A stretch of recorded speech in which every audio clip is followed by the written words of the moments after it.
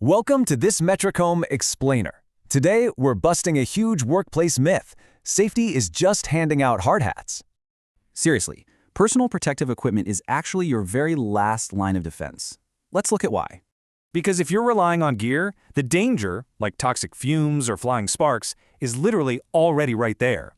Plus, gear fails, right? Respirators leak, gloves rip, or equipment just straight up expires. It's not foolproof.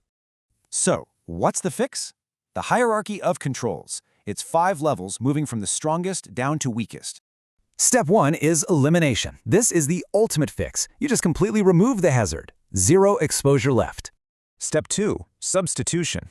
Just swap out that nasty chemical or super loud machine for a much safer alternative. Then comes engineering controls. This means literally blocking the danger using physical guards, barriers, or exhaust vents. Next up, administrative controls. Think strict procedures and training, but it relies entirely on consistent human behavior.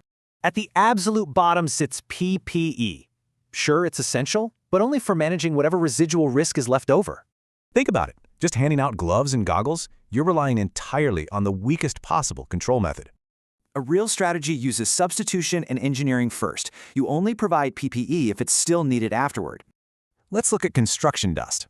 Giving your workers cheap disposable masks is, again, an incredibly weak control. A way better strategy, control that dust right at the source using wet cutting and active extraction. The business risks of a PPE-only approach are massive. Higher injury rates, ugly compliance issues, and delayed projects. Handing out gear might look cheap at first, but wow, it gets incredibly expensive after a real incident. So, companies really need to stop asking that basic question. Do the workers just wear their PPE? Instead, we got to completely shift the mindset. Ask, can we eliminate this hazard entirely or engineer it out? Because PPE is still part of the whole shebang, it must be rigorously managed, fit-tested, and constantly inspected. Real safety designs safer systems first. So what hazard can you eliminate before ever reaching for PPE today?